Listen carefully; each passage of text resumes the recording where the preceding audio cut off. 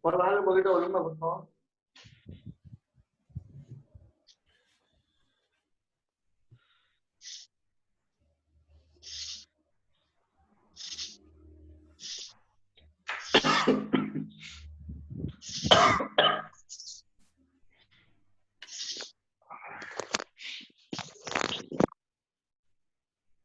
Madre.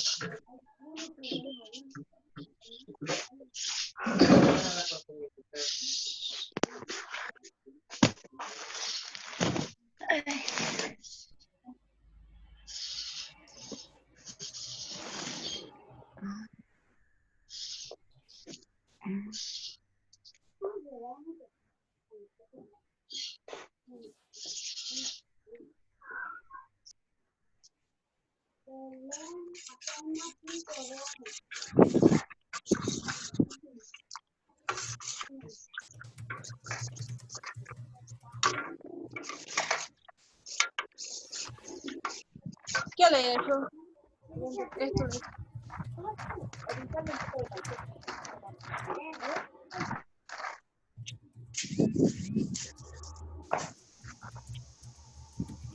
¿Y cómo está mi cara?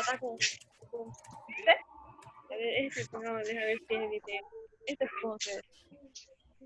Pero nada, igual no funciona bien. No, ese pensé que era para el video porque hice iniciar el video.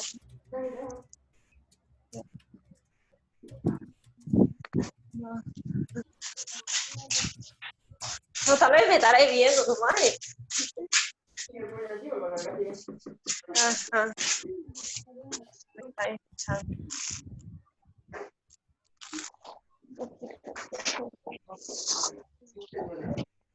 Oye.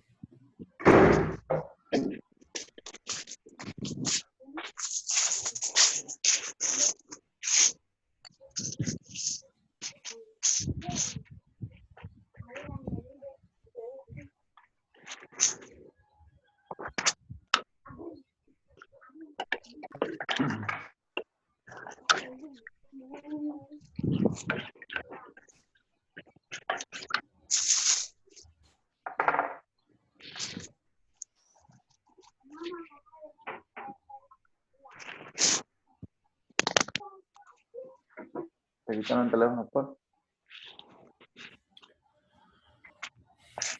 ¿Qué ha pasado? ¿Por qué pasó usted?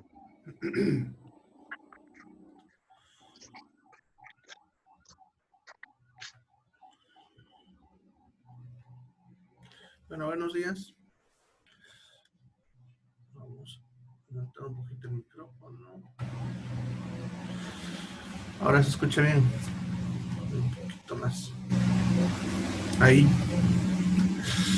Bien, ¿cómo están? Buenos días. Vanessa, estás levantando la mano. te va a abrir el micrófono.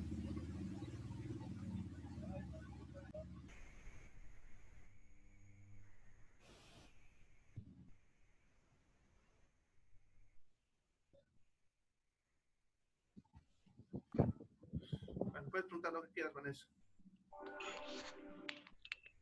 No, profe, es que no sé, estoy tocando mi teléfono y lo apreté sin querer. Ah, ya. No te preocupes. Ya. Vamos a ver eso.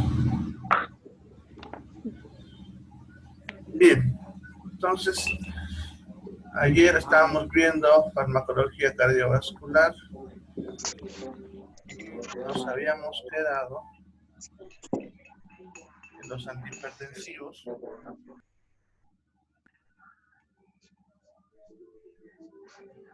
Justamente en lo que estamos viendo en la pantalla.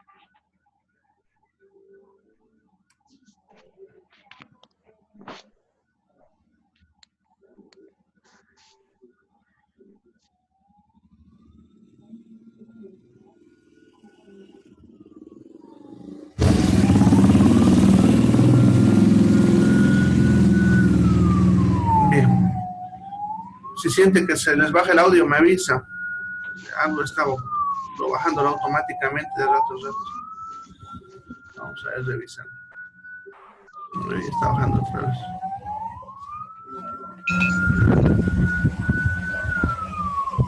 A ver. Bueno, vamos a continuar con los antihipertensivos. Va con la ambulancia ahora.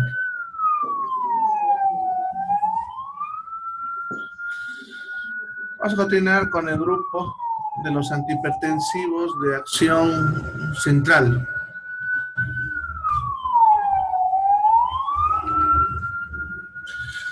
Estas drogas controlan la presión regulando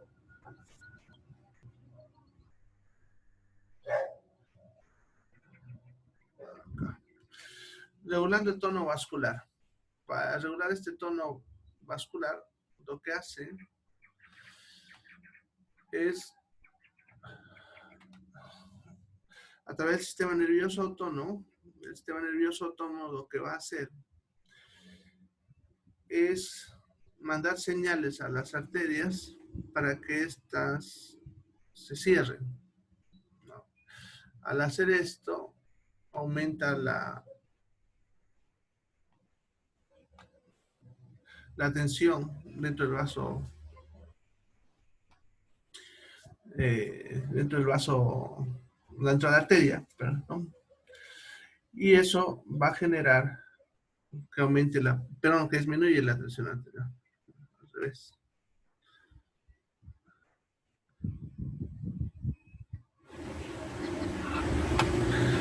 A ver.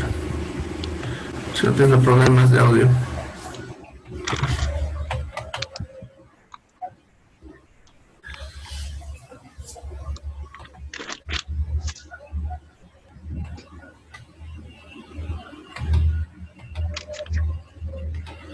Ya, a ver si ahora no. Los polisietos van a regular el tono vascular, generando la tensión, y eso va a llegar a la caída de la presión arterial.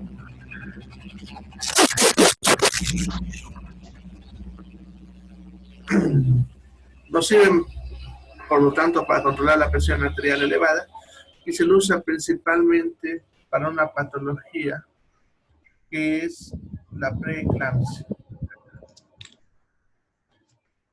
Para la preeclampsia.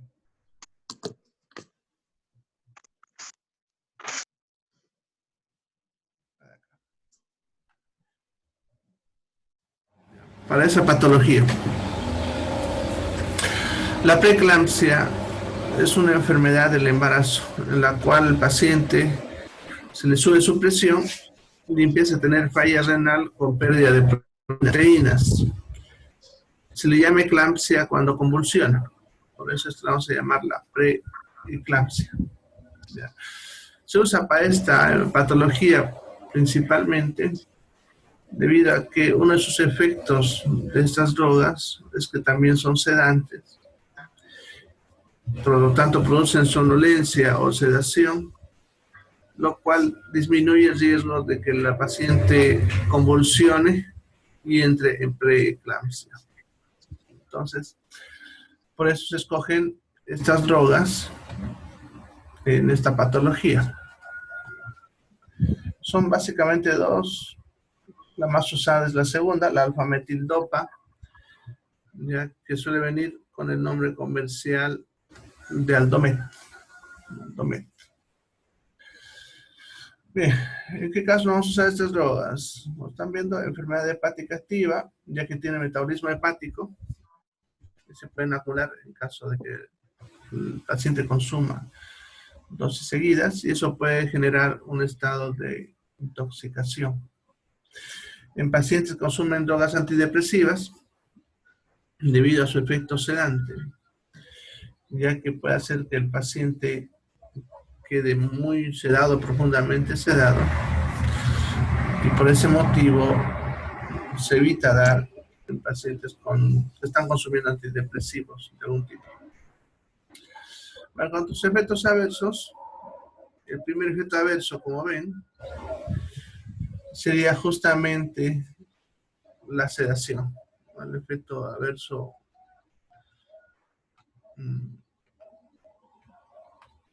más frecuente, y justamente cuando estaban mencionando es en estas drogas, ese es su efecto adverso que buscamos en pacientes que están con preeclampsia o que van a hacer eclampsia. Otros efectos adversos: cefalea, dolor de cabeza, astenia, parkinsonismo. El parkinsonismo es un efecto adverso en el cual el paciente va a tener los síntomas del Parkinson, pero no es Parkinson. Ya, eso hay que tenerlo claro con este caso. Entre los síntomas del Parkinson que se suelen manifestar con esta droga están los temblores, movimientos lentos y confusión mental. Va a tener también disminución de la agudeza mental, movimientos involuntarios, son los temblores que mencionaba, el parkinsonismo. Meteorismos, que es que la barriga suena, no sé, a una vez les toca con hambre y le suenan las tripas, como decimos, a eso le llamamos meteorismo. Estreñimientos, vértigo, la sequedad de la boca, que es muy frecuente, y eso se resuelve pidiendo al paciente que consuma de rato a rato un sorbo de agua para que ayude a aliviar ese síntoma. La falla hepática rara vez suele presentarse, y la anemia en pacientes que consumen periodos largos, generalmente más de 3 meses. Rara vez se hacen tratamientos tan largos, pero se puede hacer eso en pacientes con problemas de hipertensión arterial de causa renal. Bueno, entre precauciones, acuérdense que he dicho que toda droga que produce somnolencia o sedación siempre va a tener esa precaución de no manejar movilidades ni maquinaria peligrosa, debido al riesgo de que puedan accidentarse o lastimarse alguna parte de su cuerpo. Bien, entonces eso sería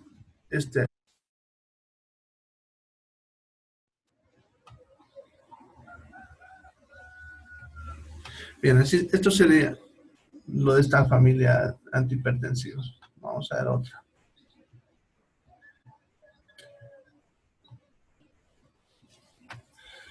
Luego tenemos los antagonistas de angiotensina. Ya, estos lo que hacen es bloquearme a la angiotensina. ¿Se acuerdan? Ayer les explicaba que dentro de los procesos metabólicos que regulan la presión arterial, había una sustancia que se llama angiotensina, ¿no? Esta sustancia se forma a partir del angiotensinógeno, que es una sustancia que produce el hígado, y el riñón produce la renina, y esta renina que produce el riñón es la que transforma al angiotensinógeno en angiotensina. Ya. Bueno, la droga por excelencia de este grupo es el famoso losartán, que estaban preguntando ayer en la clase. También le pertenece a este, ya que bloquea la angiotensina 1.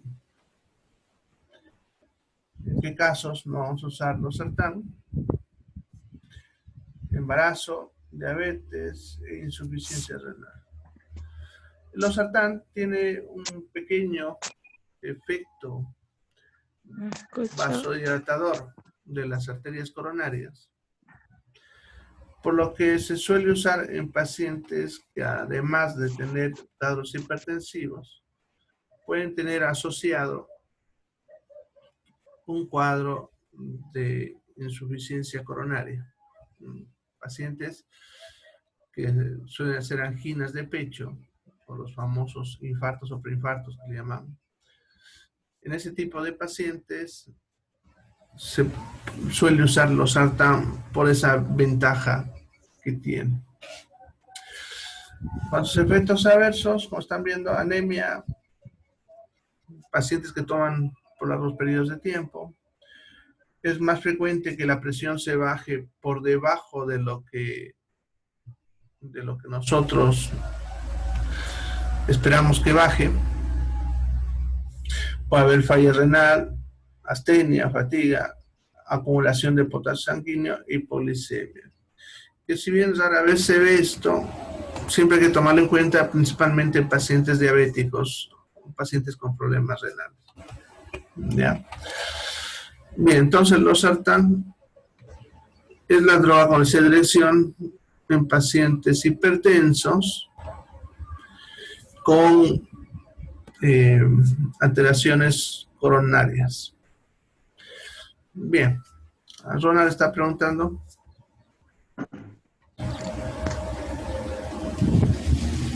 Ronald. Doctor, buen día. Buen día. Buen día, doctor. ¿Qué es una astenia? Astenia. Astenia. Sí. La astenia es, podemos decir, un estado de flojera, lo que comúnmente decimos. Astenia se define como las ganas de no querer hacer nada. ¿Ya? Entonces, como cuando tenemos flojera, pero en este caso no es voluntaria. Tu cuerpo no te permite hacer nada, no tienes ganas de hacer nada. Una flojera involuntaria, entonces. Sí, sí, es la astenia. ¿Alguna otra pregunta? ¿Preguntas?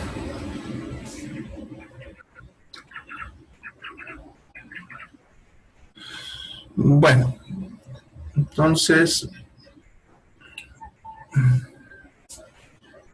vamos a pasar a otra droga. Los bloqueadores alfa. Esperemos un ratito, voy a tratar de regular el audio porque sigue bajándose.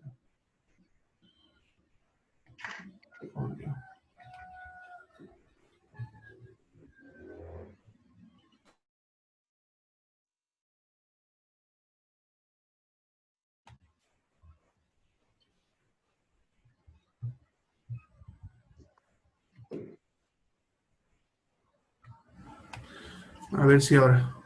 Creo que ya está. Me avisan si sienten que se les está bajando el audio, ¿ya? Bueno, entonces el otro grupo serían los bloqueadores alfa. Son drogas que van a bloquear un receptor en el corazón y en los vasos sanguíneos. ¿Ya? Lo que va a hacer principalmente es reducir vasodilatación. Hace que los vasos, las arterias se abran. Y al hacer esto, baja la presión arterial. Tenemos dos drogas, la prazosin y dasaxosin. De estos, el que más usamos es el prazosin. Solemos usarlo en la emergencia de forma endovenosa o incluso se maneja en terapia intensiva o en internación por vía endovenosa en pacientes que está siendo difícil controlar la presión arterial por algunos de los otros que hemos visto hasta ahorita, ¿no? Como los IECAs o los inhibidores de angiotensina, que son los que más se usan. En cuanto a sus contraindicaciones, no tiene, por eso ven que no le he puesto contraindicaciones. Pero sus efectos adversos son los siguientes. Pueden producir depresión nerviosa, eso significa tristeza. Puede producir nerviosismo, mareo, somnolencia. Por eso la precaución que están viendo ahí. Los síncopes, que un síncope es cuando el paciente pierde la conciencia y podemos decir que la recupera antes de topar el piso. ¿Ya? O sea, es una pérdida de conciencia muy corta, de corta duración, ¿ya? Pero sí es una pérdida de conciencia. O sea, no es como le podemos decir un desmayo en el cual el paciente cae al piso y queda inconsciente varios minutos. En este caso, el paciente pierde la conciencia por segundos, lo que la gente le suele llamar vaído, ¿no? Entonces, eso es lo que le llamamos síncope. Son pequeñas pérdidas de la conciencia. Puede haber visión borrosa, vértigo, palpitaciones, constipación, estreñimiento, se olviden, debilidad, astenia. La poliacuria, que es orinar a cada ratito. Eso es poliacuria. No se refiere a la cantidad, sino a la frecuencia. A cada rato va a darle ganas de orinar, entonces va a estar orinando. Y puede tener sensación de sequedad en la boca. ¿Ya? Poliacuria. En cuanto a su precaución, como produce somnolencia, también los síncopes, entonces riesgo que el paciente maneje. ¿Ya? Por lo tanto, a estos pacientes hay que evitar que manejen movilidades o manejen maquinaria peligrosa, ¿no? Por el riesgo de que se pueden accidentar. Bueno, ya sería este grupo. Hay una pregunta que dice, a ver, ¿cuál es el diurético indicado para los diabéticos? Bueno, cualquiera de los diuréticos que hemos visto ayer sirven a los diabéticos. No hay ninguna contraindicación de ninguno. Solamente que cuando se use un diurético, acuérdense lo que decía ayer, hay que controlar los niveles de glucosa, ¿no? Hay que verificar cuánto está su glucosa, porque puede haber esa tendencia a que suba la glucosa. Y por lo tanto se debe corregir, ¿no? En caso de emergencia podemos usar con la ECA y la furosemida con insulina. Pero un paciente que ya está tomando por vía oral la droga,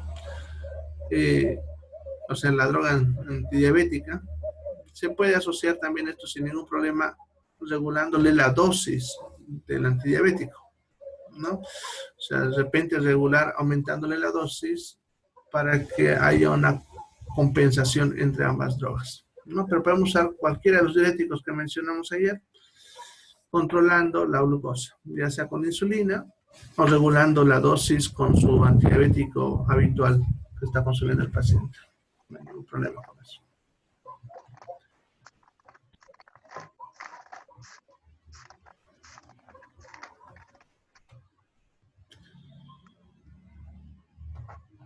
Bien, luego tenemos los bloqueadores de canales de calcio. Estas drogas actúan directamente sobre el vaso sanguíneo, produciendo vasodilatación. ¿Ya? Entonces, son muy útiles por su efecto rápido en los cuadros de emergencia hipertensiva, de las crisis hipertensivas que les solemos decir. Suelen ser muy útiles para eso.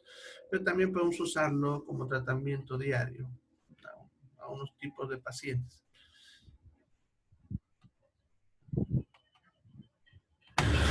Bueno, también se suelen usar para las anginas de pecho. Las anginas de pecho son lo que comúnmente se les suele llamar preinfartos. Los preinfartos. Ya son cuadros en los cuales el paciente tiene dolor precordial por un tiempo entre 5 a 20 minutos, acompañado con fatiga, puede haber mareos, ya, pero dura ese tiempo, entre 5 a 20 minutos, ya, porque ya que si dura más tiempo que eso, se considera un infarto.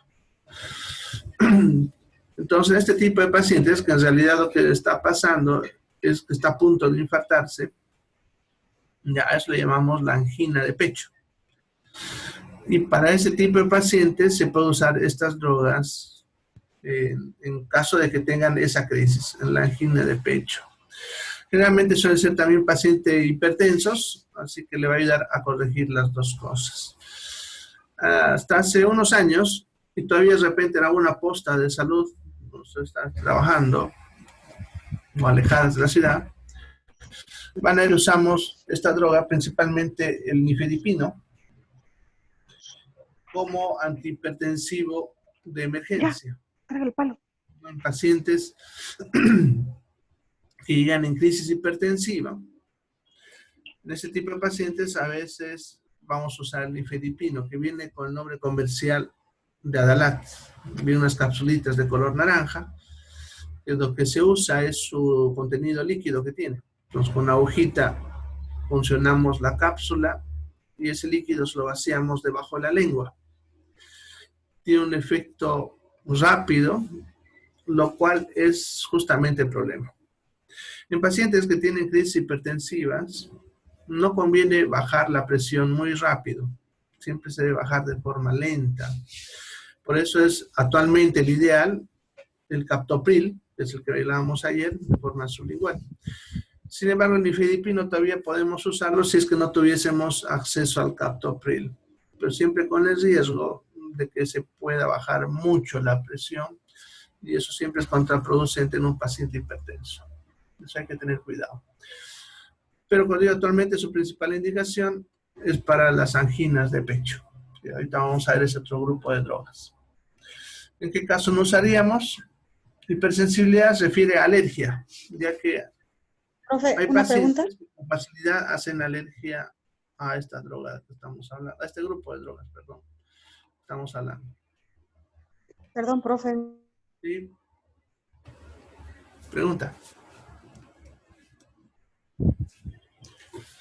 Alguien estaba hablando, creo. Su micrófono tienen que activarlo. Ya, profe, va a disculpar. Profe, una pregunta. En caso que una persona que ya es diabética Ya. consume bebidas alcohólicas, ¿qué es lo que le produce? ¿Qué es lo que le produce? ¿El alcohol es diabético? Bueno, el alcohol con la enfermedad no tiene relación. O sea, no le empeoraría, le mejoraría, ¿no? Sin embargo, hay que tener en cuenta algunas consideraciones. El alcohol es uno de los factores de riesgo para empeorar las enfermedades cardiovasculares. Problemas de hipertensión, infartos, derrames, ese tipo de enfermedades. Hay que tener en cuenta que el diabético, de por sí, por ser diabético, ya tiene su riesgo incrementado, ya que la diabetes, o sea, la glucosa elevada, lastima también los vasos sanguíneos, aumentando también el riesgo de infartos, derrames y enfermedades cardiovasculares. Entonces, si consume alcohol y tal vez cigarro, estamos aumentándole el riesgo de que le dé esto más temprano. En otras palabras, que muera más joven, ¿no? Ahora, en cuanto a las bebidas alcohólicas, porque una cosa es el alcohol y otra cosa son las bebidas. Hay bebidas alcohólicas. Se consuma toda clase de bebida. Sí, Por eso hay que diferenciar el tipo de bebida. La bebida alcohólica destilada, como tequila, whisky y otros son destilados, no afectaría las concentraciones de glucosa, ya que son alcohol, agua y sabor. En cambio, las no destiladas, como la cerveza, la chicha y el vino, además de alcohol, contienen carbohidratos, lo cual haría que su glucosa tienda a subir y sea difícil controlarla, ¿no? Pero el alcohol en sí, cuando digo, solamente sería un factor de riesgo en el diabético. No actuaría directamente sobre la enfermedad. ¿Por qué no actuaría sobre la enfermedad? Porque no tiene relación metabólica, química, ni nada. O sea, no actúa sobre la enfermedad. Ya es, una cosa es la diabetes. Tiene que ver con el metabolismo de la glucosa. No le altera en el proceso. Ya. El problema contigo es el factor de riesgo sobre la parte cardiovascular. La diabetes es un factor de riesgo cardiovascular. El alcohol es otro. Entonces le está sumando factores de riesgo para que el paciente se infarte más temprano, más joven. Ya. ¿Alguna otra pregunta?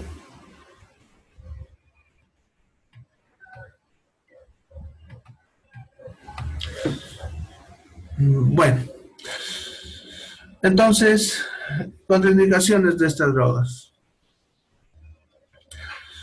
Como decía, no podemos usar en pacientes con alergias, pacientes que consumen sildenafilo. El sildenafilo es el famoso Viagra, que alguna vez han escuchado hablar.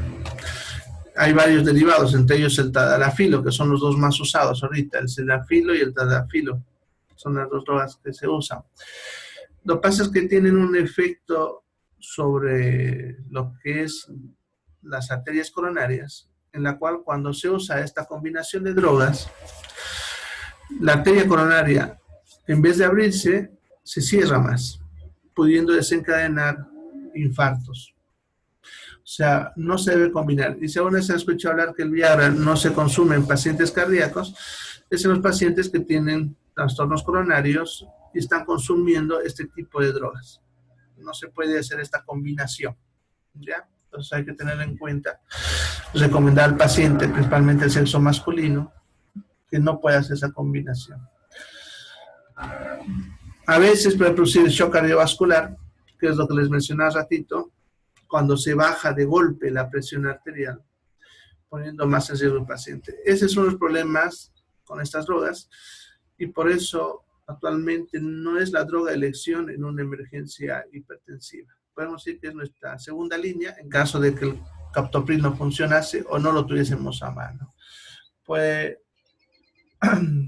ya producir hipotensiones severas, por eso está contraindicado en la hipotensión arterial y está contraindicado en infartos agudos recientes, porque puede también producir caídas de presión muy intensas que me operarían el infarto que acaba de tener el paciente. Entonces, efectos adversos, el principal, la hipotensión que nos puede llegar al shock cardiovascular. Entonces, hay que tener en cuenta, es más importante. Yo cuando uso esta droga les suelo recomendar que hay que controlar la presión arterial cada 5 minutos después de haberle dado la droga. Más que todo para tratar de cuantificar la velocidad en la que está bajando. Si nosotros vemos que está bajando a más de 10 puntos cada 5 minutos, está muy acelerado. ¿Eso qué significa? Si el paciente estaba en 160, a los 5 minutos está en 150, luego a los 10 minutos está en 130, así. Eso significa que está bajando muy rápido y hay que tomar precauciones. En ese caso se coloca una vía, un suerito, que al meter el líquido nos va a ayudar a corregir esa caída brusca de presión arterial. Al paciente hay que ponerlo en posición anti-shock, que significa echarlo con los pies un poco más arriba de la cabeza, ¿no? Eso sí está pasando esa caída. Ahora si la caída es más lenta, como digo, a los 5 minutos ha bajado 5 puntos, 6 puntos, está yendo bien. Entonces no necesita hacer nada. Eso es solamente con esta droga por ese riesgo que les menciono. Bien, hasta ahí serían entonces los antihipertensivos.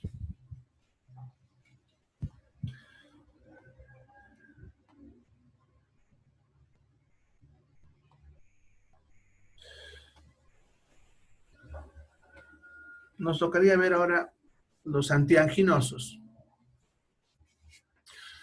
Los antianginosos son drogas que se usan para la angina de pecho. Les estaba comentando hace rato, que es cuando la arteria coronaria se cierra temporalmente, no llegando al infarto, pero sí cerrándose el tiempo suficiente como para hacer que le falte un poco de sangre al mismo corazón y eso produzca las manifestaciones que le llamamos angina de pecho, que es lo que mencioné un ratito, el dolor en la región precordial, que es la zona del corazón que le llama aquí en el pecho, con fatiga y mareo, ¿no?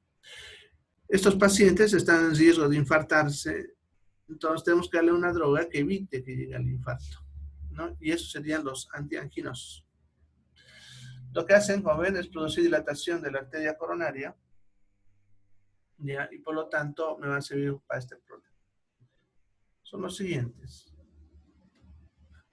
En 3 minutos se va a cortar.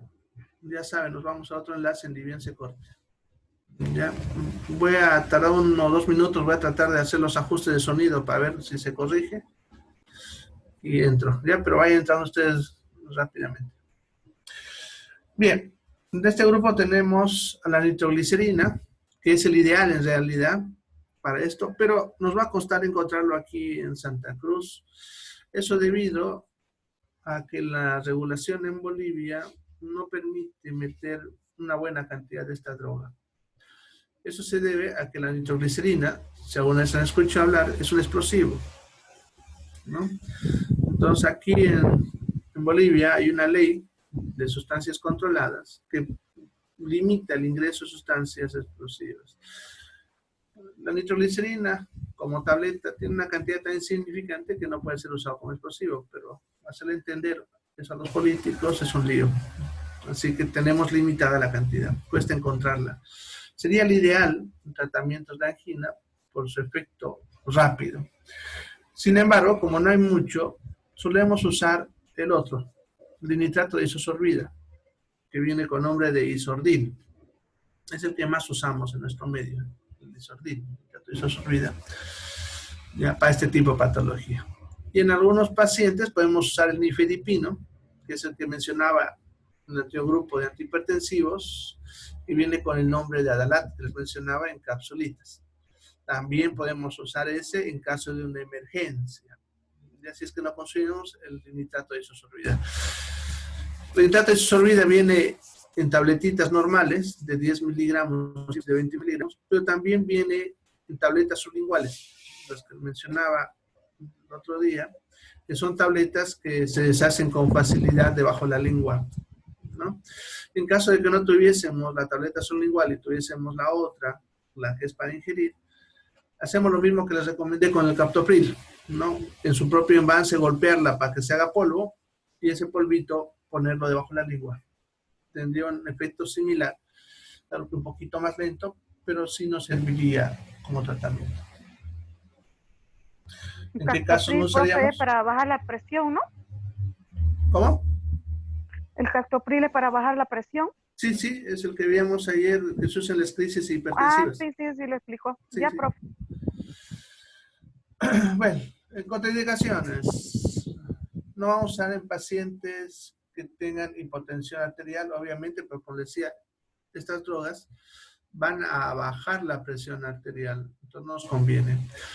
Además que si el paciente está con angina y tiene la presión baja, al bajársela lo empeoraríamos.